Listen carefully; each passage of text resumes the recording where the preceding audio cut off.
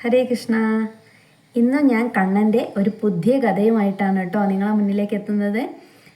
ഞാൻ ഈ പറയുന്ന കഥകളൊക്കെ ഞാൻ ഈ സപ്താഹത്തിന് പോകുമ്പോൾ അവിടുന്ന് ആചാര്യന്മാർ പറയുന്ന കഥകളാണ് കേട്ടോ ഞാൻ അധികവും നിങ്ങളോട് പറയുന്നത്.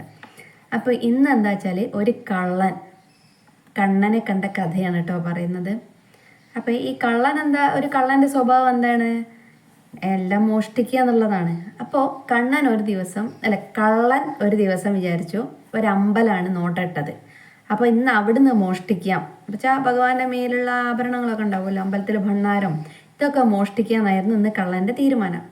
അങ്ങനെ ആ കള്ളൻ ആ അമ്പലത്തിലേക്ക് എത്തിയിട്ടോ. അമ്പലത്തിലെത്തിയപ്പോൾ എന്താണ് സ്ഥിതി എന്നറിയോ? അവിടെ സപ്താഹം നടക്കുന്ന നല്ല ഒരു പ്രസിദ്ധനായ ഒരു ആചാര്യൻ്റെ സപ്താഹമാണ് അവിടെ നടന്നുകൊണ്ടിരിക്കുന്നത്. അപ്പോൾ കള്ളം വിചാരിച്ചു ഇനിയിപ്പോൾ ഇത്ര ആൾക്കാരുള്ളപ്പോൾ എനിക്ക് എന്തായാലും മോഷ്ടിക്കാനൊന്നും പറ്റില്ല, ഇവരൊക്കെ പോട്ടെ, ഒരു 6 മണി വരെയൊക്കെ അല്ലേ സപ്താഹം ഉണ്ട്, ഇവരൊക്കെ പോട്ടെ, എന്നിട്ട് പതുക്കെ അതിൻ്റെ ഉള്ളിൽ കയറിയിട്ട് നമുക്ക് മോഷ്ടിക്കാന്ന് പറഞ്ഞിട്ട് കള്ളൻ എന്ത് ചെയ്തു വെച്ചാൽ ഒരു സ്ഥലത്ത് ഇങ്ങനെ ഇരുന്നു, ഏറ്റവും ബാക്കിൽ ഒരു തൂണും ചാരി ഇങ്ങനെ ഇരുന്നു കേട്ടോ.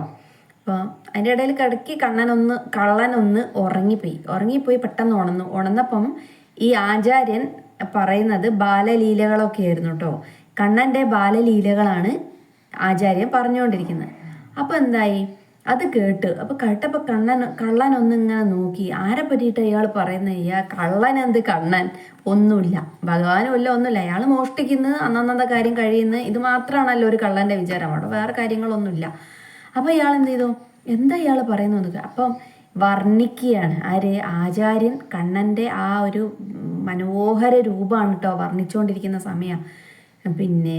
കഴുത്തിലുള്ള ആഭരണങ്ങളെ പറ്റിയിട്ട്, കമ്മല് വെച്ചാൽ കാതിലുള്ള കടുക്കനെ പറ്റിയിട്ട്, കഴുത്തിലിടുന്ന എന്താ പറയുക രത്നമാലകളെ കുറിച്ചിട്ട്, കയ്യിലിടുന്ന പൊൻതളകളെക്കുറിച്ച്, പൊൻമോതിരങ്ങളെക്കുറിച്ച്, കാലിലെ സ്വർണ്ണത്തളകൾ, അരഞ്ഞാണങ്ങൾ, അങ്ങനെ എല്ലാ കാര്യങ്ങളും ഇങ്ങനെ ആചാര്യം ഇങ്ങനെ വിവരിക്കുക. അപ്പം കള്ളൻ ഇതെല്ലാം കേട്ടു. ഒരു കുട്ടീൻ്റെ ശരീരത്തിൽ ഇത്രയൊക്കെ ആഭരണങ്ങളാണ്, എന്നാൽ പിന്നെ ഞാനെന്തിനാ മോഷ്ടിക്കുന്നത്? ഈ രത്നവും സ്വർണ്ണമൊക്കെ ഇഷ്ടം പോലെ കിട്ടുകയാണെങ്കിൽ എനിക്കെന്താണ്, ഇനിയിപ്പോൾ എനിക്ക് മോഷ്ടിക്കണ്ടല്ലോ, എങ്ങനെയെങ്കിലും ആ കുട്ടീനെ ഒന്ന് കണ്ടെത്തണം. കള്ളൻ ഇതൊന്നും വിചാരിക്കില്ല, അത് ഭാഗവതത്തിലുള്ളതാണ്, പാരായണം ചെയ്തിട്ട് ആ ബാലലീലകളാണ് വർണ്ണിക്കുന്നതെന്നൊന്നും കള്ളൻ അറിയില്ല. കള്ളൻ വിചാരിച്ചു, ഇന്ന് ഈ കുട്ടീനെ എന്തായാലും കണ്ടെത്തണം, എന്നാൽ പിന്നെ എനിക്ക് മോഷ്ടിക്കണ്ടല്ലോ, എനിക്ക് ജീവിതകാലം മുഴുവൻ സുഖമായിട്ട് കഴിയാന്നൊക്കെയായി കള്ളൻ. അങ്ങനെ വൈകുന്നേരം സപ്താഹമൊക്കെ കഴിഞ്ഞ് ആചാര്യൻ താമസ സ്ഥലത്തേക്ക് പോയി.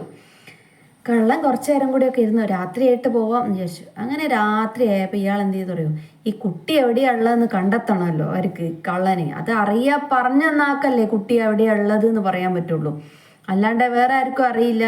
അത്രയും കറക്റ്റായിട്ട് ആഭരണങ്ങളെ കണക്കും അത് ഏത് നിറത്തിലുള്ളതാണെന്ന് വരെ പറഞ്ഞ ആചാര്യന് അറിയാലോ ആ കുട്ടി എവിടെയാണുള്ളതെന്ന്. അതുകൊണ്ട് രാത്രിയായപ്പം കള്ളൻ എന്ത് ചെയ്തു അറിയോ, ആചാര്യൻ്റെ വീട്ടിലേക്ക് പോയി.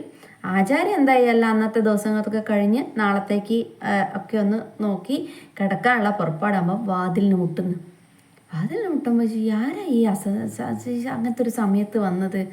അപ്പോൾ ആരായിരിക്കും, ഞാൻ നോക്കട്ടെ നീ വിചാരിച്ച് പിന്നെയും മുട്ടിയിട്ടോ കള്ളൻ. അപ്പം നീ എന്തായാലും തുറന്നു നോക്കുക തന്നെ. ആചാര്യൻ തുറന്നപ്പണ്ട് കള്ളൻ മുന്നിൽ നിൽക്കുന്ന. അപ്പോൾ കള്ളൻ ചോദിക്കുകയാണേ, എവിടെയാ കുട്ടി? അപ്പോൾ ഏത് കുട്ടീനെ പറ്റിയിട്ടാണ് താങ്കൾ പറയുന്നത്? കുട്ടി എവിടെ എന്ന് കഥ പറഞ്ഞില്ലേ, നിറയെ ആഭരണങ്ങളൊക്കെ ഉള്ള ഒരു കുട്ടി ഉണ്ടെന്ന്, അയാൾ എവിടെ? ആ കുട്ടി എവിടെ ചോദിച്ചു. അപ്പം ആചാര്യൻ പറഞ്ഞ, അത് ഞാൻ ഭാഗവതത്തിൽ കഥ പറഞ്ഞതല്ലേ, അങ്ങനെ ഒരു കുട്ടി. പിന്നെ കഥയിൽ ഇത്രയും കൃത്യമായിട്ട് എങ്ങനെയാ താങ്കൾക്ക് പറയാൻ പറ്റുക? ഇപ്പം കൊല്ലും ഞാൻ, സത്യം പറഞ്ഞു, ഞാൻ കള്ളനാണെന്ന് പറഞ്ഞു. ഇയാളിങ്ങനെ തന്നെ വിറക്കിണ്ട് കേട്ടോ ആചാര്യൻ. എന്താ ചെയ്യുക, കള്ളനാണ്, എന്തെങ്കിലും ഒന്ന് പറഞ്ഞില്ലെങ്കിൽ എനിക്കിപ്പോൾ രക്ഷയില്ല, തൽക്കാലം രക്ഷപ്പെടാൻ എന്തെങ്കിലും ഒരു വഴി വേണം. അപ്പോൾ ആചാര്യൻ പറഞ്ഞു കള്ളനോട്, അതെ ആ വഴി അങ്ങനെ നടന്നോളൂ, അവിടെ ഒരു വയലുണ്ട്, ആ വരമ്പത്തോടെ അങ്ങനെ നടക്കുമ്പോൾ ഒരാൽമരം കാണാം, ആ ആൽമരത്തിൻ്റെ അവിടെ ഒരു ആലിലേൽ കിടക്കുന്നുണ്ടാവും ആ കുട്ടീന്ന് പറഞ്ഞു. ശരി എന്നാൽ ഞാൻ പോയിട്ട് വരാമെന്ന് പറഞ്ഞു കള്ളൻ. അപ്പോൾ തൽക്കാലം ആചാര്യ പറഞ്ഞു, രക്ഷപ്പെട്ടു എൻ്റെ കൃഷ്ണ, ഞാൻ ഇത്തിരി രക്ഷപ്പെടാൻ എന്താ ഒരു മാർഗം, എന്തായാലും തൽക്കാലം ഞാൻ അവൻ്റെ ആ കത്തിയിൽ നിന്ന് രക്ഷപ്പെട്ടല്ലോ എന്ന് പറഞ്ഞിട്ട് വേഗം വാതിലൊക്കെ അങ്ങ് അടച്ചു കളഞ്ഞു കേട്ടോ. കള്ളൻ്റെ മനസ്സിൽ എന്താണ്, ഈ ഒരു കുട്ടീൻ്റെ രൂപം മാത്രമേ ഉള്ളൂ, വേറെ ഒന്നും ആ കള്ളൻ ചിന്തിക്കുന്നില്ലേ. ആ കുട്ടീനെ പറ്റിയിട്ട്, ആ കണ്ണനെ പറ്റിയിട്ട് ആചാര്യൻ വർണ്ണിച്ച ആ രൂപം മാത്രം, ആ കണ്ണനെ എങ്ങനെയെങ്കിലും കാണുക എന്ന് മാത്രമാണ് ആരുടെ ലക്ഷ്യം, കള്ളൻ്റെ ലക്ഷ്യം. എന്നിട്ട് ആ ആഭരണങ്ങൾ എടുക്കണമെന്നുണ്ട് കേട്ടോ, അത് വേറെ കഥ. അങ്ങനെ ഈ കള്ളൻ കണ്ണനെ തന്നെ ചിന്തിച്ച് നടന്ന് അങ്ങോട്ട്. എന്നിട്ട് കുറേ നടന്നിട്ടും അരയാലൊന്നും കാണുന്നില്ല കേട്ടോ. എന്നിട്ട് ചോദിച്ചു, എന്താ അയാൾ എന്നെ പറ്റിച്ചോ, ആ തിരുമേനി എന്നെ പറ്റിച്ചതാണോ, ഞാൻ എന്നെ പറ്റിച്ചോ, കാണുന്നില്ലല്ലോ. പക്ഷെ നടന്ന് അപ്പോഴൊക്കെ മനസ്സിൽ മൊത്തം ഈ കണ്ണൻ്റെ രൂപം മാത്രമാണ്. ആചാര്യൻ എങ്ങനെയാണോ പറഞ്ഞു കൊടുത്ത് അതേ രൂപം കേട്ടോ കള്ളൻ്റെ ഉള്ളിലിങ്ങനെ നിറഞ്ഞു നിൽക്കുക. അങ്ങനെ പോയപ്പോൾ ഉണ്ട് അവിടെ വയലിൻ്റെ അപ്പുറത്ത് ഒരു അരയാൽ കണ്ടപ്പോൾ കണ്ണന് സന്തോഷമായി. അപ്പോൾ അവിടെ അങ്ങനെ വേഗം ഓടിപ്പോയി നോക്കിയിട്ടോ കള്ളൻ. അപ്പണ്ട് അവിടെ ആലിലയിൽ കണ്ണൻ കിടക്കുന്നു. കണ്ണനെ കണ്ടപ്പോൾ കള്ളൻ മനസ്സ് ചിന്തിക്കുകയാണേ, കള്ളൻ മനസ്സ് ചിന്തിക്കുക, അയ്യോ ഈ ചെറിയൊരു കുട്ടീനെയൊക്കെ ഇങ്ങനെ ആഭരണം ഇട്ടിട്ട് കിടത്താൻ പാടുണ്ടോ, ഈ കുട്ടീൻ്റെ അമ്മ എന്താ ചെയ്തത്, ആരെങ്കിലും കള്ളന്മാർ വന്ന് കൊണ്ടുപോയാൽ എന്ത് ചെയ്യൂ ഈ കുട്ടീനെന്ന്. കള്ളൻ മറന്നുപോയി. കള്ളൻ വന്നത് എന്തിനാ, ഈ കുട്ടീൻ്റെ ആഭരണങ്ങൾ മോഷ്ടിക്കാൻ വേണ്ടിയിട്ടാണ്. പക്ഷേ കള്ളൻ കണ്ണനെ കണ്ടതോടുകൂടി എന്തിനാണ് വന്നത് എന്നുള്ള കാര്യം കള്ളൻ അങ്ങോട്ട് മറക്കുക മാത്രമല്ല, ആ കുട്ടീൻ്റെ ആ കണ്ണൻ്റെ ഭംഗിയിൽ ആകൃഷ്ടനായിട്ട് കള്ളൻ അങ്ങനെ നോക്കി നിൽക്കുക. അപ്പോൾ നോക്കി നിന്നപ്പോൾ എന്താ അറിയോ, കണ്ണൻ്റെ ഒരു വിരലിൽ മോതിരല്ല, ബാക്കി എല്ലാ വിരലിലും മോതിരമുണ്ട്.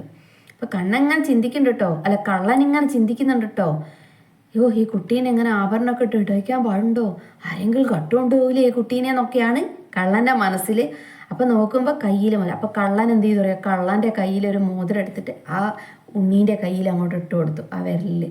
എന്നിട്ട് ആ ഉണ്ണീൻ്റെ ഭംഗി ഇങ്ങനെ ആസ്വദിച്ച് നിൽക്കുക. താൻ വന്ന കാര്യം എന്താണെന്ന് കള്ളൻ മറന്നു. അതിനർത്ഥം എന്താണ്, നമുക്ക് ഭഗവാനെ കിട്ടിക്കഴിഞ്ഞാൽ ഈ ലോകത്തുള്ള വേറെ ഒന്നും നമുക്ക് ആവശ്യമില്ല ശരിക്കും. ഭഗവാനോളം പിന്നെ നമുക്ക് എന്താ വേണ്ടത്, ഭഗവാൻ നമ്മളെ കൂടെ വന്നു കഴിഞ്ഞാൽ പിന്നെ നമുക്ക് ഈ ലോകത്തുള്ള ഒന്നിനോടും ഒരു ആസക്തി ഉണ്ടാവില്ല. അതേപോലെ തന്നെയായി കള്ളനും. ഭഗവാനെ കണ്ടതോടുകൂടെ കക്കാൻ വന്ന കാര്യമൊക്കെ മറന്നു, അത് വേണമെന്ന് ഒന്നും ചിന്തിച്ചില്ല. അപ്പോൾ കണ്ണൻ ചോദിച്ചു, എന്താ താങ്കൾ എന്നെ സൂക്ഷിച്ചു നോക്കുന്നത്, എൻ്റെ ആഭരണങ്ങളൊക്കെ മോഷ്ടിക്കാൻ വേണ്ടിയിട്ടല്ലേ താങ്കൾ വന്നത് എന്ന്. ഇത്രയും ചെറിയൊരു കുട്ടി സംസാരിക്കുന്നത് കേട്ടപ്പോൾ ആകെ കള്ളൻ അങ്ങോട്ട് അത്ഭുതമായിട്ടോ. അപ്പോൾ കള്ളൻ പറഞ്ഞു, എനിക്കൊന്നും വേണ്ട, ഞാൻ വെറുതെ വന്നതാ, ഒന്ന് കണ്ടു, ഒന്നും വേണ്ട പറഞ്ഞു. അപ്പോൾ കണ്ണൻ പറഞ്ഞു, താങ്കൾ എൻ്റെ ആഭരണങ്ങൾ മോഷ്ടിക്കാനാണ് വന്നത്, ഇതൊക്കെ ഞാൻ താങ്കൾക്ക് തരാം. ഇനി താങ്കൾ എന്ത് ചെയ്യാൻ പാടില്ല, ഒന്നും മോഷ്ടിക്കാതെ നല്ലവനായിട്ട് ജീവിക്കാൻ ശ്രമിക്കുക പറഞ്ഞു. എനിക്ക് ആകെ താങ്കൾ തന്ന മോതിരം മാത്രം മതി പറഞ്ഞു. അങ്ങനെ എന്തായി, ആ കള്ളൻ കൊടുത്ത മോതിരം മാത്രം കണ്ണൻ്റെ കയ്യിൽ, ബാക്കിയെല്ലാം കെട്ടും പാണ്ടൊക്കെ ആക്കി കൊടുത്തു. കള്ളൻ തിരിഞ്ഞോക്കി പോവുക. കള്ളന് ശരിക്കും ഭഗവാന്റെ അടുത്തുനിന്ന് പോകാൻ പറ്റുന്നില്ല. ആ ഒരു ഇതിലങ്ങനെ കുടുങ്ങി നിൽക്കുകയാണ്. ഭഗവാനിൽ കുടുങ്ങിയാൽ പിന്നെ നമുക്ക് വേറൊന്നും ചിന്ത ഉണ്ടാവില്ല, വേറെ ലോകത്ത് ഒരു കാര്യം ചിന്തയില്ല. കള്ളൻ തിരിച്ചു പോവുക. അപ്പോൾ കള്ളൻ തിരിച്ചു പോകുമ്പോൾ വിചാരിച്ചു, എനിക്ക് ഈ ഉണ്ണീനെ കാണാൻ ഭാഗ്യം ഉണ്ടാക്കി തന്നത് ആ തിരുമേനിയല്ലേ, ആചാര്യനല്ലേ, അദ്ദേഹത്തിന് ഇതിൽ നിന്ന് പാതി കൊടുക്കണം, എന്നിട്ട് മതി പറഞ്ഞു. അങ്ങനെ കുറേ കഴിഞ്ഞ് ഇയാൾ എവിടെ എത്തി, നടന്ന് ആചാര്യൻ്റെ വീട്ടിലെത്തി. ആചാര്യൻ്റെ വീട്ടിലെത്തിയിട്ട് കണ്ണൻ എന്ത് ചെയ്തു, കള്ളൻ എന്ത് ചെയ്തു, പതുക്കെ വാതിൽ മുട്ടിയപ്പോൾ നമ്മുടെ ആചാര്യന് പേടിയായി. ഈശ്വരാ, കണ്ടിട്ടുണ്ടാവില്ല, ആ കുട്ടീനെ കണ്ടിട്ടുണ്ടാവില്ല, അങ്ങനെ ഒരാളില്ലല്ലോ, ഞാൻ കഥ പറഞ്ഞതല്ലേ, കണ്ടിട്ടുണ്ടാവില്ല, ഉറപ്പാണ്, ഞാൻ എൻ്റെ കാര്യം കഴിഞ്ഞു കേട്ടോ എന്നൊക്കെ പറഞ്ഞിട്ട് വാതിൽ തുറന്നു. ഇനി എന്തായാലും വരുന്നത് അനുഭവിക്കാൻ, എന്നെ കൊല്ലുകയാണെങ്കിൽ കൊല്ലട്ടെ എന്ന് വിചാരിച്ചിട്ട് ആചാര്യൻ വാതിൽ തുറക്കലും ഈ കള്ളൻ എന്ത് ചെയ്തറിയോ, കള്ളൻ്റെ ഒരു ഭാണ്ഡക്കെട്ടില്ലേ നിറച്ചും ആഭരണമൊക്കെ, അത് മൊത്തം തുറന്ന് ആചാര്യൻ്റെ കാൽക്കൽ വെച്ചു. എന്നിട്ട് പറഞ്ഞു, ആവശ്യമുള്ള എടുത്തോളൂ, ഞാൻ ആ കുട്ടീനെ കണ്ടു, കുട്ടീനെ കാണുക മാത്രമല്ല എനിക്കത് മൊത്തം ഊരി തന്നു. അപ്പോൾ ആചാര്യൻ ചോദിച്ചു, അതെങ്ങനെയാ? കാണുമൊന്നുമില്ലല്ലോ, ഞാൻ കഥയിലല്ലേ പറഞ്ഞത്, ഞാൻ രക്ഷപ്പെടാൻ വേണ്ടി പറഞ്ഞത്. എന്ത്? താങ്കൾ പറഞ്ഞത് ശരിയാണ്, ഒറ്റ തെറ്റുമില്ല. താങ്കൾ പറഞ്ഞ ആഭരണത്തിൻ്റെ നിറം വരെ നോക്കൂ, കയ്യിൽ മരതകം, മാണിക്യം, പവിഴം, ഇതൊക്കെ ഇതിലില്ലേ നോക്കൂ. എനിക്ക് ആ കുട്ടി തന്നതാണ് ഇതൊക്കെ.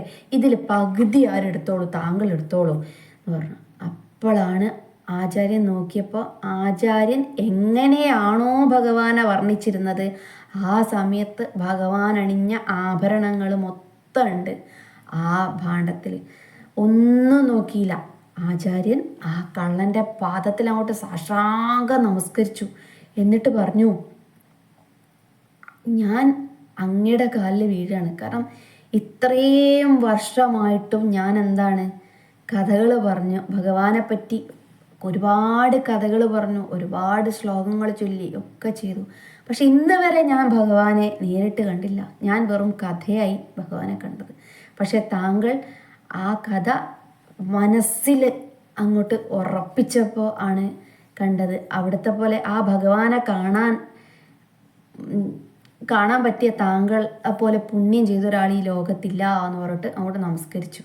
കള്ളനൊന്നും പറഞ്ഞില്ല.